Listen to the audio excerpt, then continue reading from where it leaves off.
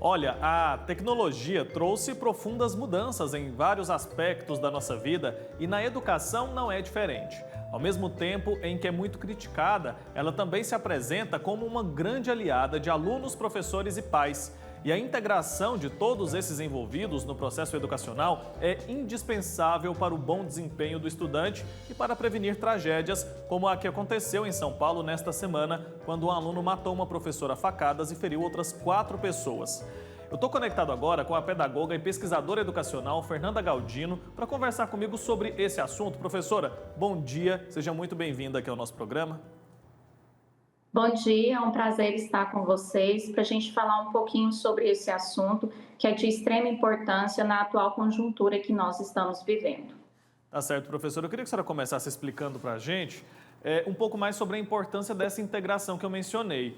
É fundamental que a escola e a família andem juntas?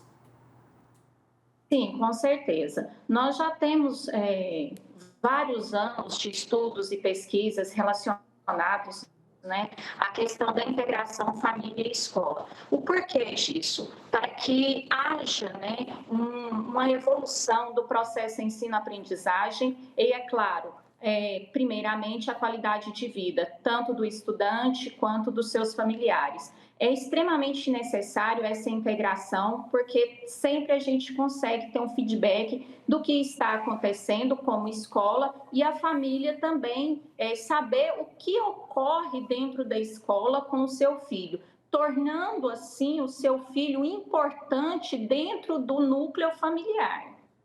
Certo, olhar mais do que o aspecto cognitivo, focar também no que diz respeito ao emocional também é importante, né, professora? Com certeza. Nós trabalhamos a inclusão buscando a questão do acolhimento, da afetividade, do emocional. Como você citou aí o caso que aconteceu em São Paulo, essa tragédia, né, que houve lá em São Paulo, nós precisamos acolher essas dificuldades, né, esses traumas que essas crianças trazem para a escola, e a integração da família com a escola ajuda muito a elucidar esses problemas. Assim como a escola também pode levar para a família algo que está acontecendo que não seja natural daquela criança, um comportamento diferente, né? Para que a família também possa voltar o seu olhar para essa dificuldade que a criança está tendo. Então, a integração família e escola é uma via de mão dupla, é uma troca, onde a escola passa informações para os pais e os pais também passam informações para a escola que sejam de relevância para a qualidade de vida desse aluno e, assim, tornando mais acessível o processo de ensino-aprendizagem desse aluno. Mas a questão afetiva, a questão emocional pesa muito nesse processo. Com certeza, né, professora? Daqui a pouco eu quero falar sobre como a tecnologia entra nessa questão que a gente está discutindo aqui, mas como a gente entrou já nesse caso do adolescente lá de São Paulo, né, esse caso de tanta repercussão, quero falar um pouco com a senhora sobre os sinais que esses adolescentes, às vezes até crianças, demonstram de que algo pode não estar certo. Por exemplo, a criança ou adolescente não querer ir à escola, isso pode representar algum sinal, pode ser algum início ali de que algo não está certo. Os professores desse aluno, por exemplo, diziam também que ele era extremamente introspectivo. Isso também pode acender um alerta tanto nos pais quanto nos profissionais da educação. Como que a gente pode identificar essas mudanças ou esse comportamento que pode representar de alguma forma um risco? Muito bem colocada essa questão, por quê? Porque nós, professores, nós que estamos dentro da escola, podemos analisar, né, principalmente o professor que tem um contato direto com o aluno, questões que possam mudar nesse aluno. Como, por exemplo, se ele era um aluno que tinha uma rotina tranquila, que interagia e que de repente parou de interagir, que não conversa mais com seus amigos, né? Que fica só de cabeça baixa dentro da sala de aula. Isso já é um alerta de que algo está acontecendo. Por isso, a interação com a família é de extrema importância. A agressividade é outro ponto que deve também ser observado.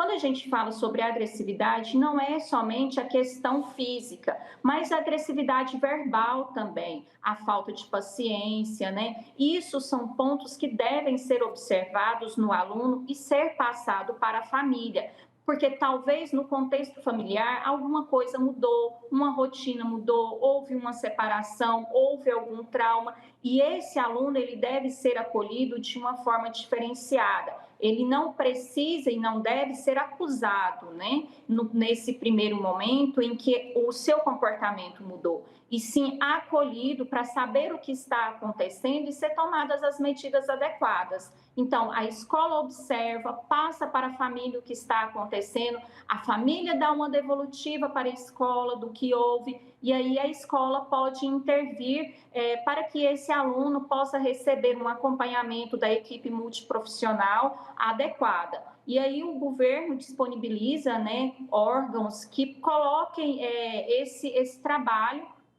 em prática, com atendimento da assistente social, de psicólogos, que podem verificar o que está acontecendo com essa família, né? Com essa criança.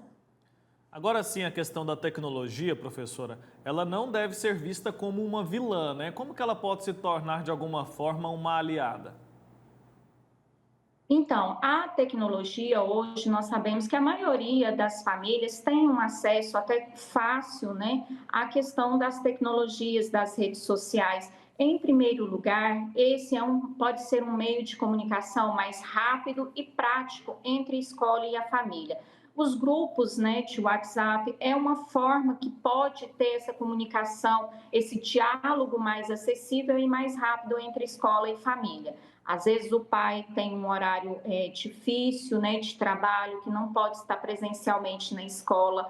Então, essas vias de comunicação alternativa pode ser e deve ser um aliado nessa integração de escola e família. E isso, a pandemia nos auxiliou muito, né, nos trouxe muitos acessos para que a gente pudesse ter essas comunicações alternativas.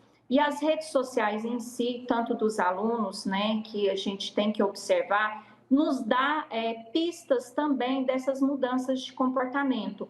Tanto os pais quanto a escola também pode estar atenta a essas redes sociais. Um exemplo, né, voltamos aí ao exemplo do adolescente de São Paulo, que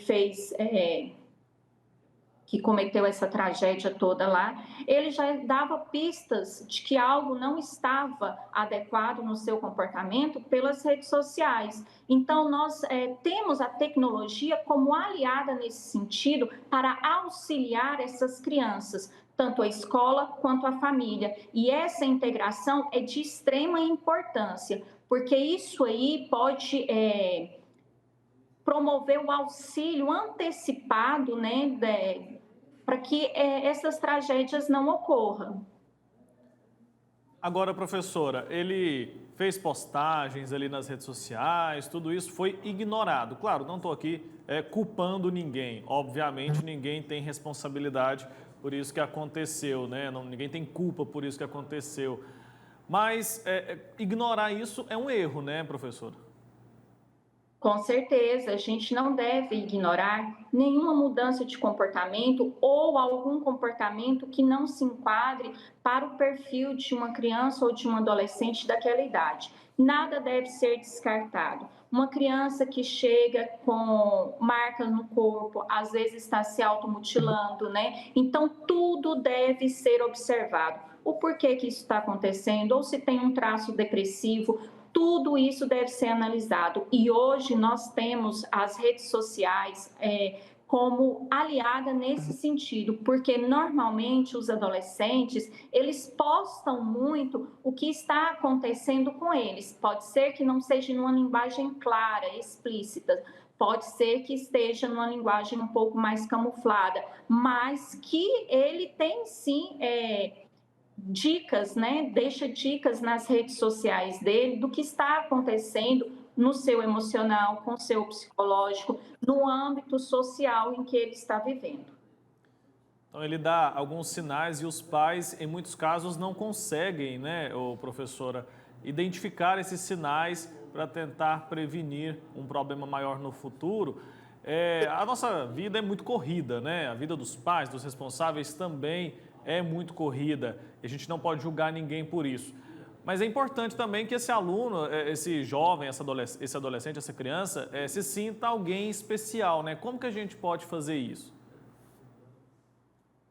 Como eu te falei, é necessário o acolhimento, não o julgamento, o apontar do dedo, mas o acolhimento. A família, quando ela busca a escola e fala para o seu filho, olha, eu estou indo para a escola, eu quero saber o que está acontecendo, a família demonstra para essa criança, para esse adolescente, que ele faz parte daquele núcleo e tem a sua importância e tem o seu papel dentro daquele núcleo. Então, ele se sente acolhido, a criança, o adolescente se sente acolhido naquele núcleo que é o familiar. E o mesmo acontece com a escola. Quando a escola percebe a mudança de comportamento, né, dessa criança, desse adolescente, e chama ele para conversar, não para acusar, mas sim para acolher e falar, olha, eu estou aqui, você pode me ver como uma amiga, como um amigo, você pode confiar, eu vou te ajudar. Quando a escola estende a sua mão para esse adolescente, ele também se sente acolhido nesse momento. Então, o acolhimento é importante nesse momento.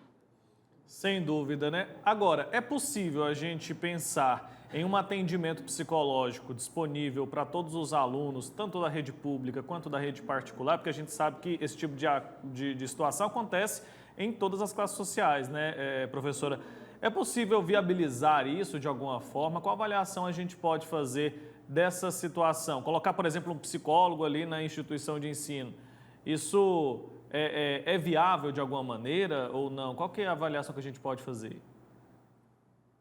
Então, é necessário. A questão da viabilidade é um pouco mais complexa, mas é necessário. Algumas redes, seja ela estadual ou municipal, aqui eu vou citar o caso do nosso município aqui de Jaraguá, ele disponibiliza psicólogas para fazer os atendimentos de crianças que têm alguma dificuldade no processo de ensino-aprendizagem, seja ele cognitivo, seja ele emocional, independente de qual seja a dificuldade. E o Estado, ele também proporciona esses atendimentos, porém não é dentro das escolas, né? Tem os centros de apoio, né, psicológicos para fazer esses atendimentos. Agora, seria necessário, sim, estar nas escolas os psicólogos, né? É necessário, faz-se necessário, mediante a sociedade, ao contexto social em que nós estamos vivendo atualmente, porque nós sabemos de todas as dificuldades que nossas crianças e adolescentes estão tendo para lidar com as dificuldades corriqueiras do dia a dia. E esses atendimentos psicológicos dentro do ambiente escolar é necessário, porém, nós sabemos que ainda não faz parte de toda a nossa realidade, né? Mas sim é necessário isso e facilitaria muito, né, esse acolhimento, né, essa valorização, essa prevenção de vários problemas que podem vir a surgir no futuro. Tá ótimo. Fernanda Galdino, pedagoga e pesquisadora educacional, muito obrigado pelo seu tempo aqui com a gente, por tantos esclarecimentos, por compartilhar com a gente um pouco do seu conhecimento. Foi ótimo, viu? Até uma próxima oportunidade. Muito obrigada, eu agradeço a atenção e esse é um tema de importantíssima relevância para o nosso meio e sigo à disposição. Tenham todos um bom dia. Bom dia, obrigado mais uma vez. Tchau, tchau.